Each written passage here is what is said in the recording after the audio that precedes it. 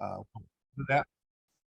So let me remind you of several things that we've got going on in the district. And so we're glad to have you tonight, but let me just remind you of several major things happening. So we have a pastors leading together session over in Independence area at Neotishe with Bill Knight teaching, and that's this Thursday. So if you're part of that group, those two MAC groups, that's the 20th at 10 o'clock at Neotishe. As hopefully you've heard now, we've had about a month that we've adopted an online attendance chart. And so that's been sent out, and you can begin, as long as you follow those 5 guidelines, you can begin to look at your online attendance and how you can use that in your counting numbers. Then yesterday, you should have received a newsletter. If you haven't received the newsletter, you need to let us know. We want to make sure that everybody is getting the newsletter, you're signed up, and that your church people have signed up. So I was at a church last night in the church board, and not one of the board members had signed up for a newsletter because they didn't know they could go to the web page and there would be a pop-up and they would immediately register for the newsletter. So I hope you'll do that. And then I hope you read the article. I didn't dance around a couple of issues that were pretty strong. And so hopefully you've had a chance to look at that newsletter. Team Day is coming up next week. And so that's going to be the 27th and 29th. 27th will be at Neosho, not Carthage, Neosho, okay? Because they're doing a food program here and we're not going to be able to have the building. So it's going to be at Neosho. James Keyser will be hosting us and he's prepared for that. I've got a TV to give away. I've got a really nice desk chair to give away. I have a propane heater for your outdoor pleasure to give away. I've got some gift cards. We're going to have some fun. All right. It's going to be a good day. And then there's a young man from Florida that's coming up. His name is Dale Schaefer, and Dale will be with us. Steve knows him. And so he'll be up with us for those 3 days.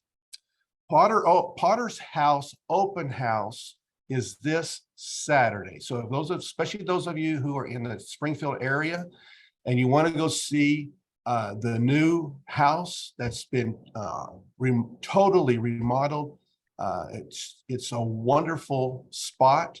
That open house is from 10 o'clock in the morning all day until 7-ish. There is a program at 6, but a lot of the people are coming in early. And so we just want a good showing from our group. And so if you're in the Springfield area or within an hour or so, I'd love for you to go over to the Potter's House. As many of you know by now, the story there, but we have been able to raise during assembly that 20 minutes or 10 minutes we raised $128,000. We have in hand for all that. It was a move of God like I have not seen.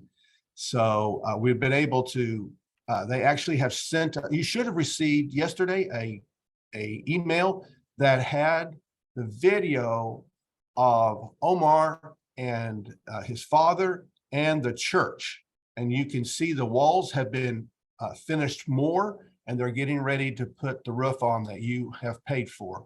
So, and then of course we've helped some families coming out of Pakistan or into Pakistan, and then helping out with the Potter's House, their debt, and then helping out with their operations. All right.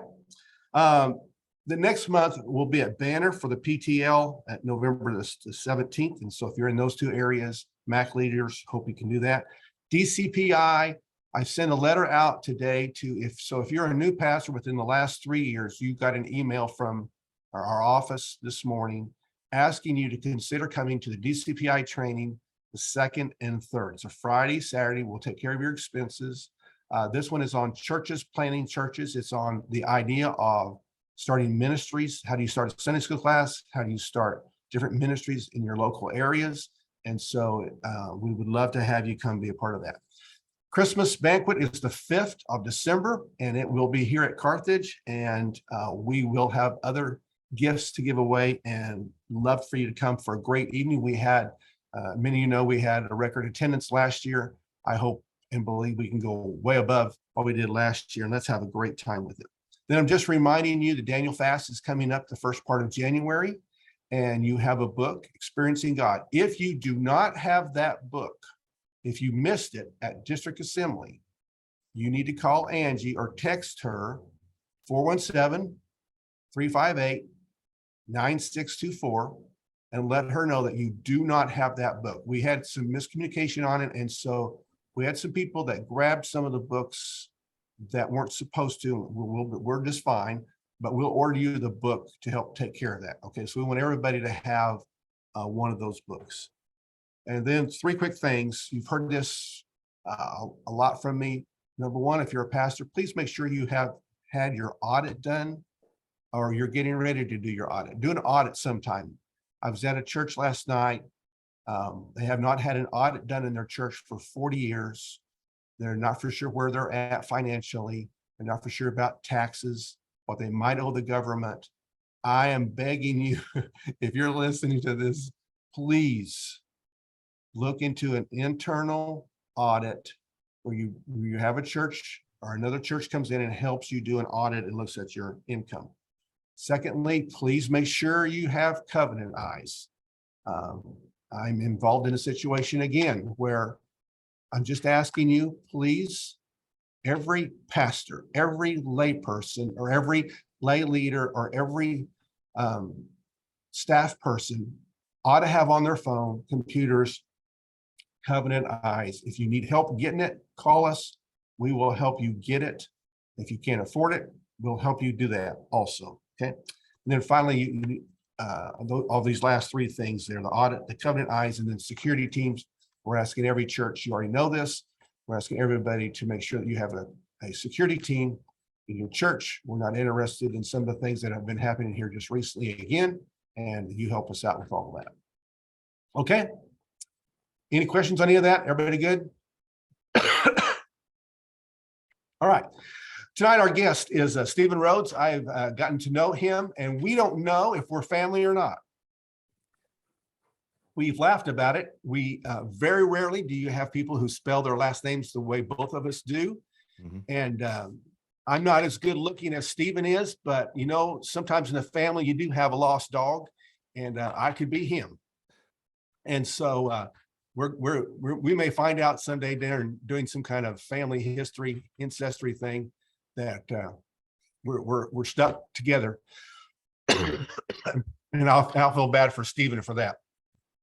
But he pastors down in Florida. And so I'm just going to literally just turn it right over to Stephen right now and let him just begin to talk to us about different ways that he has created revenue streams in his church.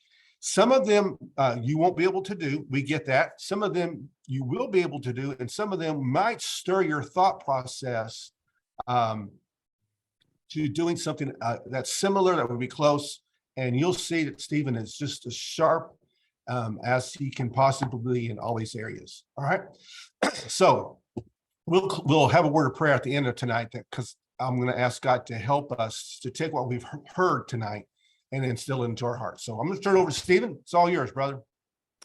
Thank you, brother. It's a joy to be with you guys. And indeed, something that Phil and I have in common, besides just our last names and our height, we're both tall, is we married way above our heads. Both of us did. We sure did. Hey, real quick before we get started, can everybody see okay? I know I had all the lights on, and it was just showing a lot of blurry stuff on the TV. And I think now it's just a spot that's on the television, and hopefully we can see, because I have some slides to go along with tonight. But if we don't have the slides, we'll still survive. But can you see okay? Did it look better with the lights on? No? It's better. It's better without them on. It's better without them on. Okay. Yeah. All right.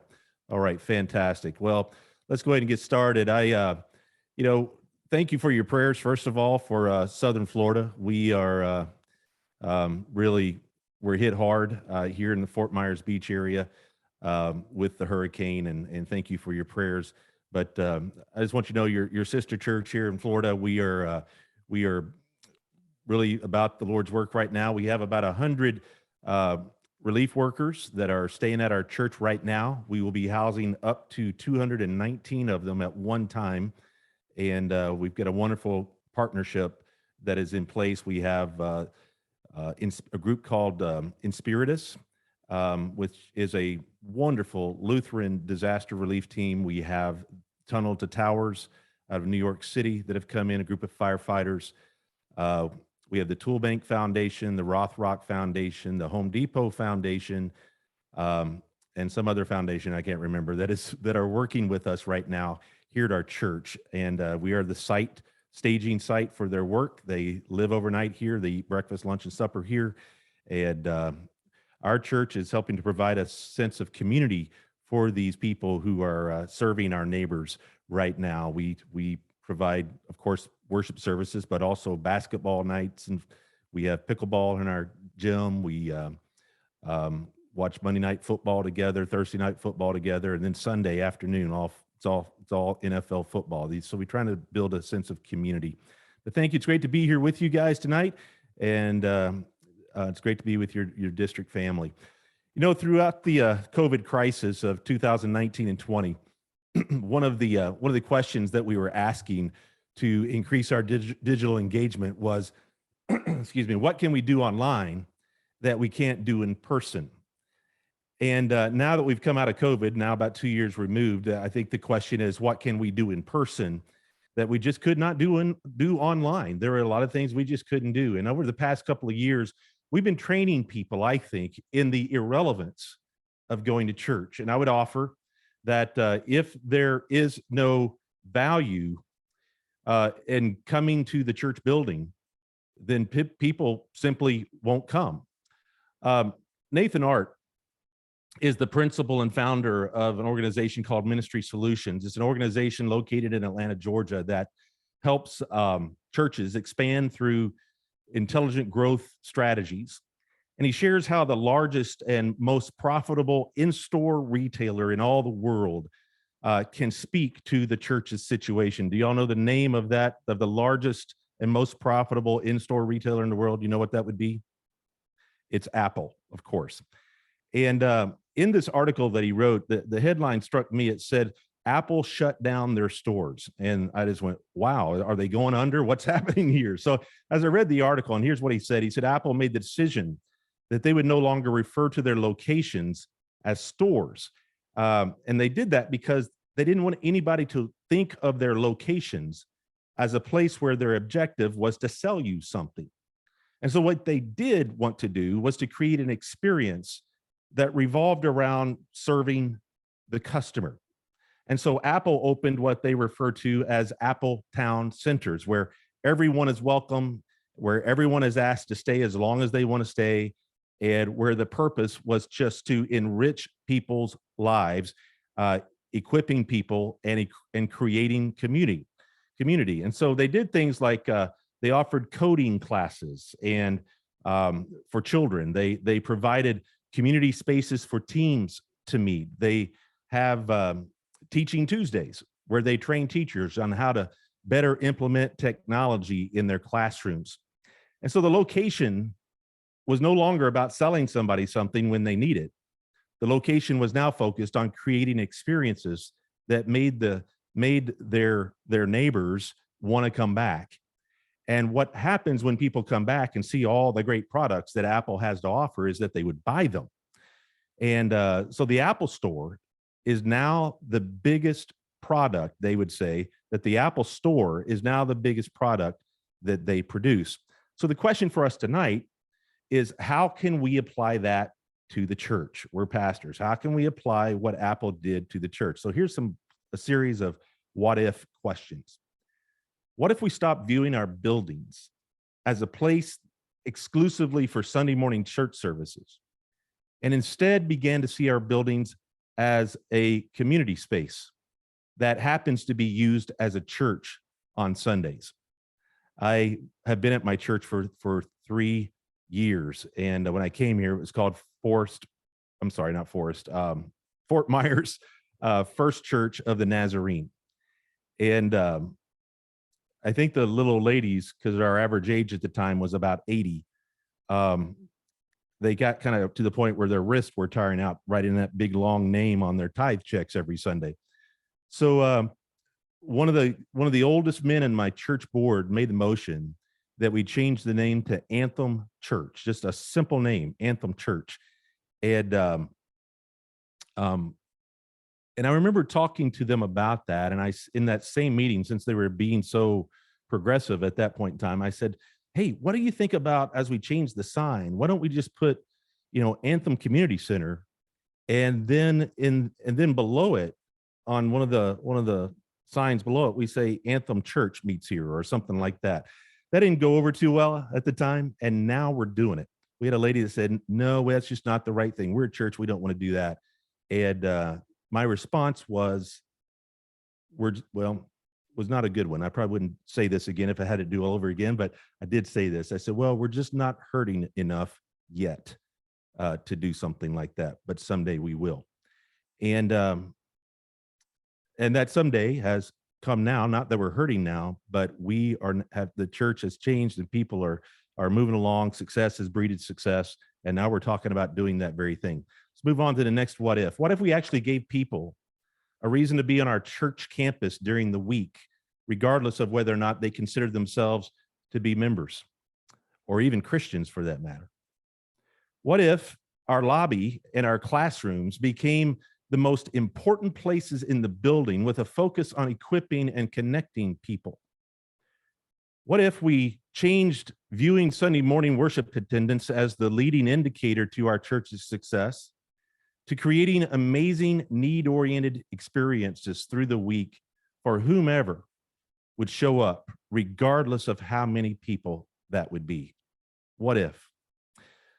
My wife and I I was pastoring in Indianapolis for 17 years, and it was a cold, wintry day. School had been called off. Our kids were upstairs sleeping in the morning, and we got up at the same time, and my wife wanted to watch Little House on the Prairie. This was 12 years ago. And my wife and Regina and I were sitting down to watch some television, and we watched that show.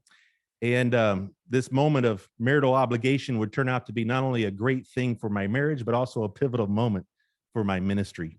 We ended up watching, believe it or not, 4 episodes of Little House on the Prairie that were viewed. And I noticed this when I was watching that. I noticed that the church building was used not only as a church, but also as a school, as a town hall meeting, and as a location for a community dance. And I turned to my wife at the end of those episodes and I said, why don't we have dances in the church anymore? And she looked at me, she said, we're Nazarenes, what's wrong with you? And we were in Indianapolis. I mean, it just doesn't happen there. So anyway, but my point was this: why is the church not the center of really anything in our communities anymore? As a matter of fact, I would contend that the church is barely even an add-on to people's lives. We don't have funerals in the church anymore.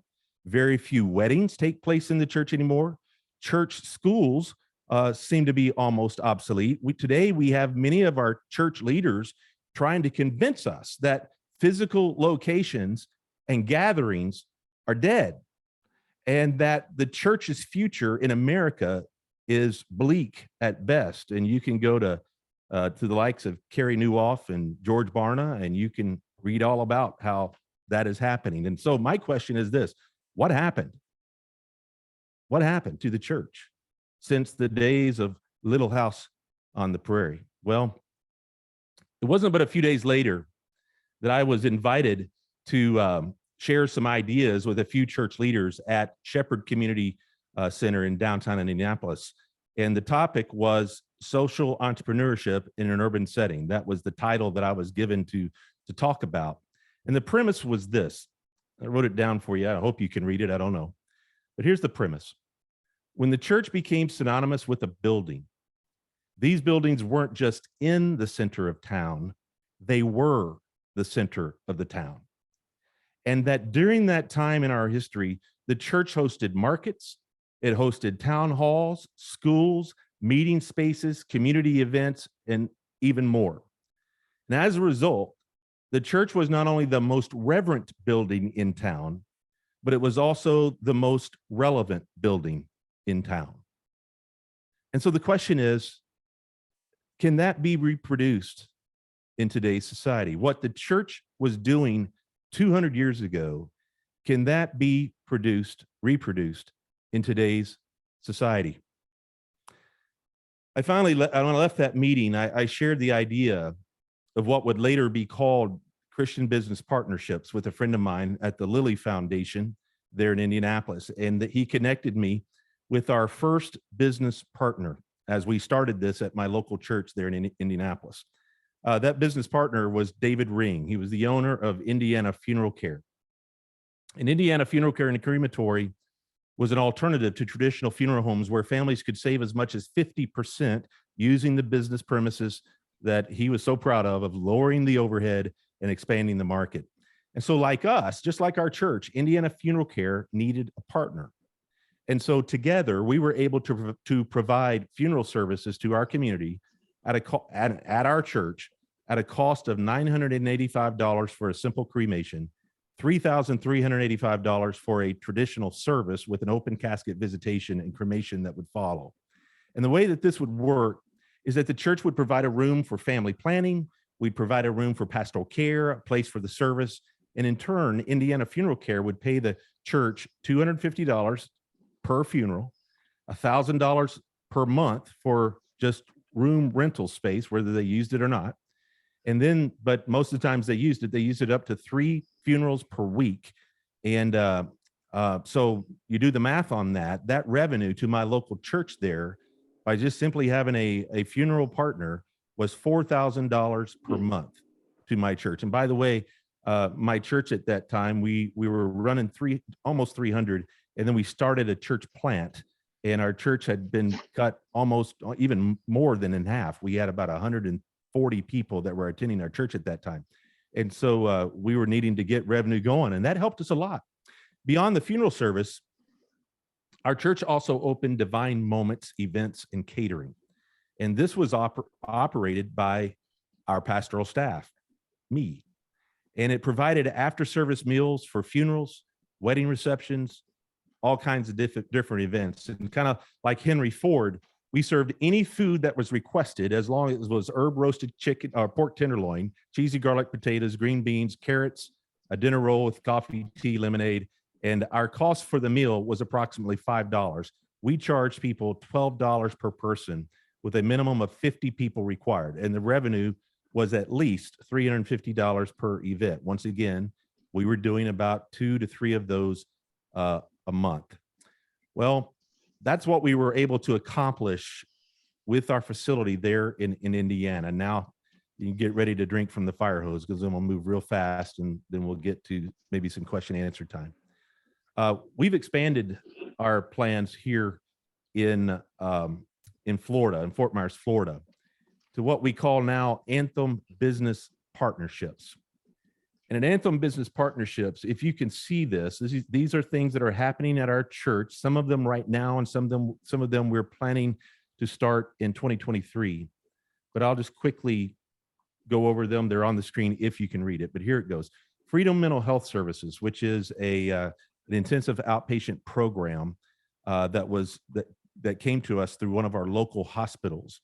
And their licensed clinical therapist has an office here at our church. And she just meets with anybody in our community, including people in our church, and runs her private practice here. We don't charge her anything to meet here at our church. We have Anthem Music Studios that was started in 2021. The revenue from that is $12,000 a year. We have about 100 parking spaces behind our church that are hardly ever used. We have condos next to our church. We have a gated community on the other side of our church and then behind our church. And in none of those communities are work trucks allowed to be parked. And we found out that our neighbors were paying some places $200 a month just to park their work trucks. And so we got with the HOAs and we said, we will offer our parking spaces to these people who were paying this amount. We'll offer it to them for $50 a month. And let me tell you why we're charging $50 a month. Someday we're going to have to resurface this parking lot. Someday we're going to have to put tar on it, and we're going to have to stripe it. and that's going to cost us money. So $12,000 or I'm sorry, $18,000 a year is what we get just by saying you can park your trucks here. And that saves our neighbors $150 a month in doing that. We have Divine Moments, weddings, and events. We make about $48,000 a year on that. We have Life Prep Christian Academy that meets, it's a school that meets out of our Sunday school area that provides $120,000 a year. We have a full-blown print shop that moved into one of our rooms. It's called Collier Printing. They give us $12,000 a year. We have an ethnic church plant room to start Hispanic, because Florida is the melting pot, very much so. And we have ethnic church plants that are just rent from us. We charge them $2,000 a month, and that's a steal for them. First of all, they can't find a place typically, but $2,000 a month is dirt cheap here in Southern Florida for a church plant. And so that really helps them and it helps us. We have Anthem College, which we opened as through a partnership with Indiana Wesleyan University. And that's going to start in 2023. The annual income from that will be $60,000 a year. We do the following for free. We have Deaf Services of Southwest Florida that meet here for free. We have Church Specialties Real Estate Incorporated meets here for free. We have a Restoration Cafe that meets out of our cafe, open 7 days a week. They are open for free, or they meet here for free. And then here's the big one. We are starting in 2023 through a partnership with different funeral trading groups in our area that they call them trade groups. We're starting Southwest Florida Funeral Care and Memorial Gardens, and this is huge.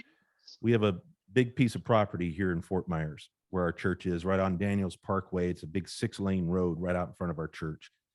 And we checked with Florida law. We can have up to a ½ acre dedicated for a cemetery. And if we're above ground cemeteries, which cremate with cremations, that's what that means, and columbariums, which are big monuments that have little niches inside of them that are cubes where you put the cremated remains of people. 72% of deaths in Southern Florida end in cremation. 72% was last year's stats. So we can have up to a ½ acre set aside on our property for a memorial garden. And that means that we will be able to have up to about 30 columbariums. Now, let me tell you, a columbarium, we can have up to 300 niches in one columbarium where people put their ashes. So they have the funeral in our church, and their cremated remains go outside immediately into the columbarium. The cost of a columbarium is $100,000 to have one placed on your property. And it's a beautiful garden outside. It's just a great, gorgeous setting that we are beginning to work on right now. And the return on investment of the $100,000 that the church will put out for a columbarium, and these will be filled before we even, they will be, people will buy their spot in the columbarium before we even build it. So it will be paid for. But here's the return on investment per columbarium, and we can get up to 30. $800,000 is what the return on investment will be per columbarium. So times 30. And so our debt's already paid off, but we have great plans here for another facility that we're going to build in partnership with a performing arts center here in town. It'll be a big black box, 1,000-seat performing arts center, and it will be paid for by our columbarium fund. So while and we'll talk about answer any questions you have in just a moment, but while one might be inclined to notice only the revenue in the ministries that I talked about, the self-sustaining ministries would also provide jobs while serving some of the community's most basic and most critical needs. The largest income producing ministry will come from the preparatory school and the funeral planning services.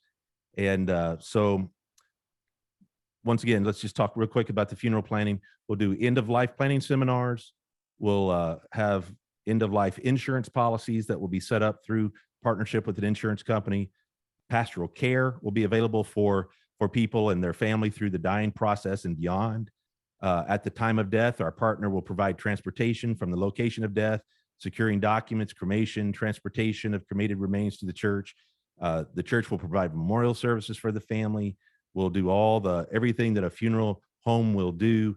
I mean, it's just a great opportunity for all of these ministries provide a great opportunity for us to minister to our community and have people coming into our church and give our staff a chance to meet them, minister to them at their time of need. So it's more than just money and revenue streams. That is very important as we move forward.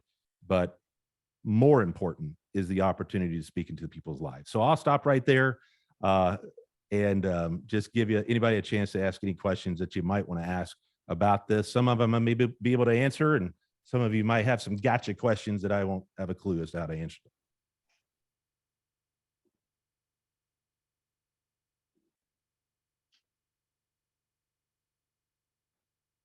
All right, fire away if you've got some.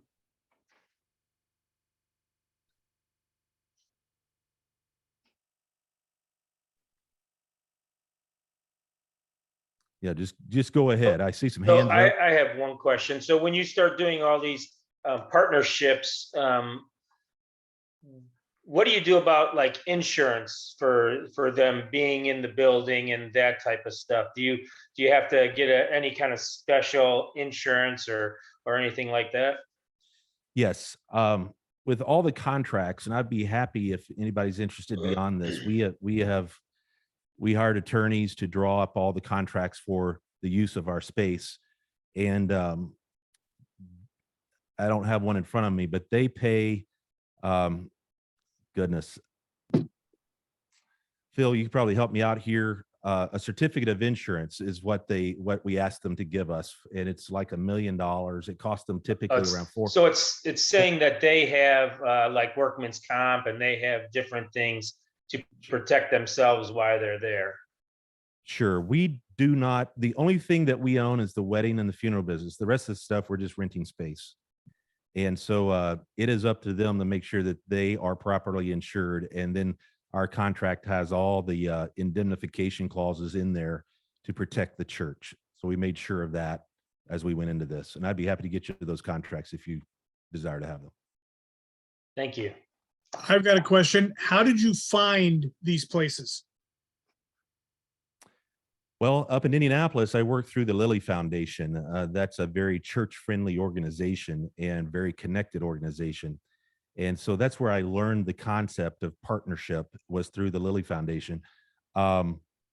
Here, I just made phone calls. I mean, we even put it on Craigslist and eBay and Facebook and things like that, and just said, hey, if anybody's interested, is anybody out there interested in starting a school? And you'd be amazed at the number of phone calls that I got of people. What we ended up getting was a hybrid school. It's a homeschool organization. They meet here Monday, Tuesday, Wednesday, and then they homeschool on Thursday and Friday. It's a great relationship, and a lot of those teachers and their students have started coming to our church. They just opened this fall, and goodness, we probably have 24 of those families that have started coming to our church. So how you, I mean, on the list here, it looks like you have 10 or 12 organizations. How many invites or how much did you put out there? And is this a 10% return, a 1% return?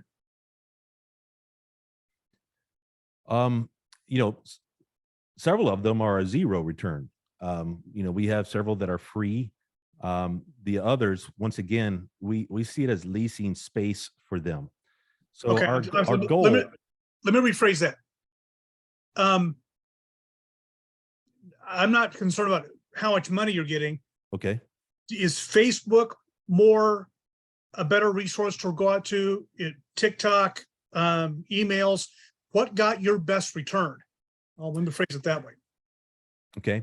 Probably networking was our best return. We did use Facebook, and we received a lot of help from that. But we joined local Christian organizations. There are Christian business organizations that members of our staff are required by me to join and be a part of and to attend. Rotary and different things of that nature, some of these types of organizations. And a lot of these members at these events are given an opportunity to share about what they're doing and what they're about. And this is our plug at all of those types of places. And we tell them that this is likened to a small business incubator. It's a place where a small business, like a real estate company, can, and the reason why they get it for free is because they are just getting started. And we just said, we just want to help people. And so our Life Prep Christian Academy, the goal is to get 120,000, out of them in rental costs. But right now we are only charging them, I think it's 40,000 a year to be there. So it's like a small business incubator to help them get started.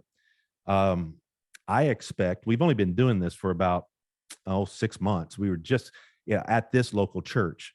It takes time to get all the legwork done with contracts and so on to get this going. I would not recommend just sticking it on Facebook and saying we have space at our church, come get it, come use it. It takes time to get the proper contracts drawn up for Missouri by Missouri attorneys and so on. We can help you by giving you an example, and I would be happy to go through Phil for you to get that. I'll give it to him. And if he thinks it's worthy, he can pass it on to you guys. But then you give that to your attorneys, and they help you draw that up using the language that fits your state. And but yeah, it was probably the networking, the word of mouth by attending those types of groups that helped us the most. Pastor Steve, can you hear me? I've got you. Okay. My name's Jeremy Henderson. I'm a pastor in Butler. Just from an administrative perspective, how much time do you, I'm not sure what size of staff that you have. Obviously, with that many partners, there's going to be some sort of administrative time that's spent week in and week out, managing and making sure everything's set, ready to go, those sorts of things. Can you give us an estimate of how much time administratively that you and your staff put into helping this whole thing run? I put in maybe an hour or two a week to Anthem Business Partnership, and that's meeting with our Anthem Business Partnership director, who that's her job that she does for free for the church. I live in Southern Florida, and Southern Florida is where it's God's waiting room, right? It's where America comes to die. So anyway, I have a lot of former CEOs and businessmen and women that come here. It's an expensive place to live, so they are well versed in all the stuff that we're trying to do here. So we have a lady who runs this for us and does a wonderful job. Her husband is our executive director here at the church, also works for free. And he did all of the legal work. He put all this together for us. So it's helpful. As a pastor, if it was just left up to me, probably we would have been sued 6 times and would have had to close the church. That is not in my wheelhouse. While I'm an entrepreneurial thinker, I know what I am called to do and what I can do and what I can't do. And so this is the opportunity to do what we as pastors are called to do by Scripture, and that is to equip the saints to do the work of ministry. I would find a good business person in my local church, throw these ideas at them, get them on a Zoom with me later or whatever you would want to do, and we could work through this and give them the idea, and then let them for the most part, run with it. And that's what I would encourage most pastors to do. And let the pastor continue to be the pastor's church. Take a great advantage of the opportunities that are going to come by having all of these people coming through your church facility that otherwise would not. And you be a pastor to them. Be with them. Be a pastor during the weddings. Be a pastor during the funeral services. Be a pastor to all these parents and kids that are coming in through your school. I mean, on and on. You do what you do well, but find a good business person who has done this to help you run this. And maybe that's your first step is you just find a person who maybe didn't even go to your church to help run this for your church. Who knows? Pastor, as a follow-up question to that, as someone who has served in rural areas before, you have experience. What sort of partnerships would you recommend for churches that are in primarily smaller communities or rural areas? Weddings and funerals. That would be, I, for the life of me, don't understand how, and was it 50, 60 years ago, probably most funerals happened in a local church, and almost all weddings happened in a local church. And I don't know about your area, but in mine, hardly any funerals happen in a local church, and very few weddings happen in a local church now. And I know why that is. I was in not really a rural area, but I was in a and just your name's Jeremy. That's your question, right, Jeremy? Okay. I was not in a rural area when I was in Indianapolis, but it was a suburban area. And a lot of the churches there just quit having funerals or weddings, I'm sorry, in their church. They just wouldn't let, because it interrupted their church services on Sunday if they had a wedding there on Saturday. And that just blew my mind. Those pastors were my friends. And so we had conversations about that. I was like, what are you doing, man? This is your opportunity to shine. This is your opportunity to speak into marriages and homes and future children and on and on. This is your opportunity. And to just say, no, we don't want you here anymore because we have to set up a few chairs and clean up flower petals in the aisle. That made no sense to me. And I think if I was going to start something in a rural setting, and it's an easy lift, is to do weddings and funerals, because that's what we as pastors know how to do. That's where I'd start.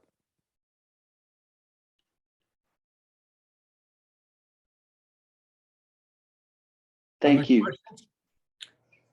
So I have a question. So is this like a part of the church, or is this like a separate, is the Anthem business partnerships or whatever, is that like a business on its own, or is it not, does that make sense? Yeah, absolutely. I think it's a great question. And so let's just go there. I think there's 3 teams that make up a local church. We have our spiritual team, which for we Nazarenes in the manual, we call that the stewards. And they exist to evangelize, baptize, disciple, and multiply the Christian faith. That's their mission. The social team is our missions part of the local church, and the missions team exists to advance compassion, justice in the community, both locally, on our districts, regionally, and then internationally for we Nazarenes. We have a great organizations like that. We distribute food, we distribute clothes, we are mentors for at-risk children. We have Foster Crew, which is one I didn't even mention here, is a ministry that we have for foster children and helping parents that have also adopted kids, working with teenage mothers and preschoolers, and English as a second language here in Florida is a big deal. So the social team, the missions team is the second one. The third one would be what we call the financial team. And for us Nazarenes, it would be called trustees. And they exist to encourage and develop small business, and they would be the ones that I would go to if I'm in a small local church, if I'm there, I'm looking at my trustees. Hopefully, a lot of them have run businesses or are presently running businesses and would know what it means for the church to leverage assets, including property and facilities and money and people, to revitalize abandoned space in our churches. And by that, it's the 20 former Sunday school classrooms where you now have junk piled a mile high. That's what I came to when I moved to Fort Myers. They had so much junk just filling up all of these vacant rooms. And so our trustees, we just went through it and we said, this is what we can do with these rooms. And so those are what the church is made up of, is those three teams. Now, to answer your question, here's what we're doing at Anthem Church. Our spiritual team, the stewards, they're an organized 501c3 not-for-profit church. Their goal is spiritual in nature, and a part of that spiritual life is teaching members the principles of tithing. And so they are about that. Since this meeting is about creating a sustainable ministry model, with the emphasis being about revenue streams, okay? And I don't want anybody thinking that guy, all he cares about is money. That is not true. The reason why we do all that we're doing is so that our church can have a future of ministering to our community. But even beyond that, I would say these ministries that we're doing that are also raising income help us to bless our community at the same time. So anyway, it's a spiritual team. The stewards, they are the church. That's the 501c3 church that we are presidents of and pastors of. And we're encouraging our members to be faithful, to be sacrificial, to be generous in their giving, and so on. What we're doing with our social team, and that just began this week, and we're putting it on the fast track. We called our Senator Scott, and seeing as the midterms are coming up, he's very happy to help us out quickly. We're wanting to start a 501c3 that is separate from the church, that will be a community development corporation. And what that helps us to do is to solicit grants, to solicit donations, and something that we're beginning to do even now through this hurricane. We're enlisting other churches to support our program by giving money, sending people that we would then help lead. I mean, it's just, there's a lot of things that we can do with that, receiving in-kind gifts and services from local businesses that will support a community development corporation, but won't necessarily give to a church. A lot of businesses don't want to do that now, but they will give to a community development corporation. May be different in Missouri than it is in Florida, but that's what we're going through. And then last of all, we have the financial teams, which is the trustees. Now, Phil, cover your ears, okay? You meant, but don't. You know I'm joking. This is something that we have one church in all the Church of the Nazarene that I know of that has done this. And we're going to do it, but we're going to do it very transparently with our district advisory board, very transparent, and also with the realization that they will probably say no to us. All right. Here's what we're looking at trying to do. Through the financial part, we want to create a 501c2 not-for-profit holdings group that will hold title to the property, and they will collect all the profits from our business partnerships, and then at the end of the year, turn over all the income from those partnerships, because they are also a not-for-profit, but they're a holding title group.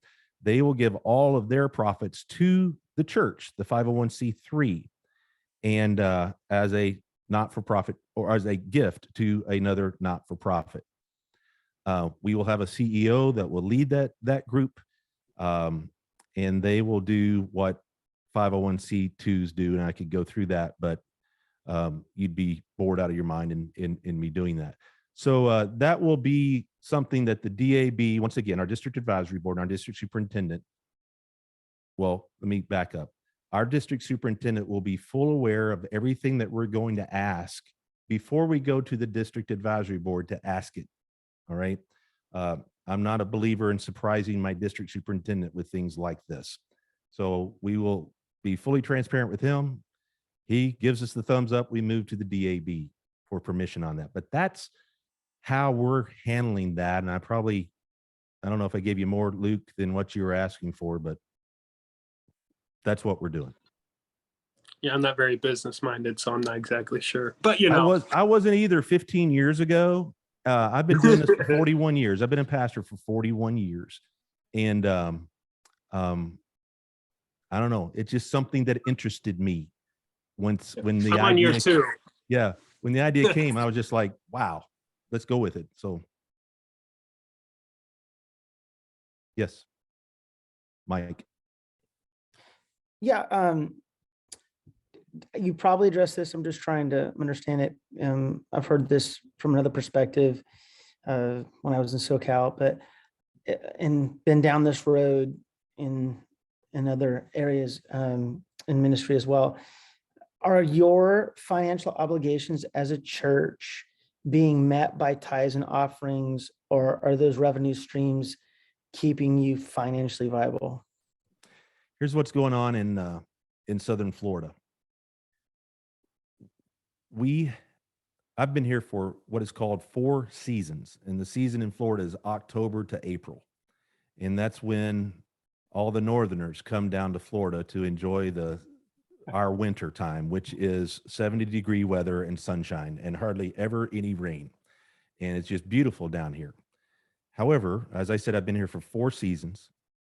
3 of those 4 seasons, the snowbirds have not come back. We're getting ready to enter our 3rd season in which the snowbirds will not be coming back, 2 because of COVID, and now because there is no beach for them to come to. And a lot of their homes were destroyed, and they're just staying up there. That means 30 to 35% of my church's income will again not be coming to Southern Florida or to Anthem Church. And that hurts. I mean, that really hurts. So I'm making phone calls to those guys up there and saying, hey, when the beach opens, we want there to be a church here for you to come to as well. So please send your tithe down here that you would have paid anyway, and go online and listen so that we can be that storehouse for you. And Tim Gates up in Kokomo, Indiana, he's a good friend of mine. And I called him up and I said, I just want you to know I've got 6 people of your members that I'm going to be calling this week, asking them to send their tithe down to Fort Myers. And so we laugh about that and joke about that.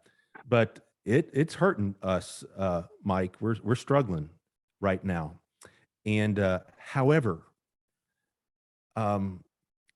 our senior adults that come here, now the average age of our church is about 55. God has blessed us. We brought on 3 staff members, all of them under the age of 30. And we did that on purpose coming here. So we have 5 of us on staff, plus 3 full-time people that don't receive a salary. And they're called our members of the church that love God and realize that while they retired from General Motors, that they weren't retiring from serving Jesus. And so they're in all of our board meetings, all of our staff meetings. We treat them like staff. I get on them every now and again, if they're not doing something that I want done the right way, and I let them know it. And then I remember, oh, we're not paying you. So you can turn around and walk off. It would hurt you a bit, but yet they want me to be passionate. So yes, we're hurting. And yes, this helps us a lot. And if it weren't for godly people writing big checks way above their tithe, we'd be struggling right now. But so far, God has blessed us. During COVID, we paid off almost a $900,000 debt during COVID. And God just blessed us, man. We are a church of prayer. Every time we meet, man, first thing we do, we pray. We have a little bracelets that we wear that say pray first, you know. We got that from a church where my son goes in Alabama, and we have pray first bracelets. And we have people in my church that that during this hurricane that just they took a picture of the bracelet and sent it to me. And you know, that's our church. Just great people of faith. And I love them with all my heart, and they love me, and they love their church, and they love their community. And that's why we have almost 100 people over there sleeping every night since the hurricane, and they're going to be here for about a year.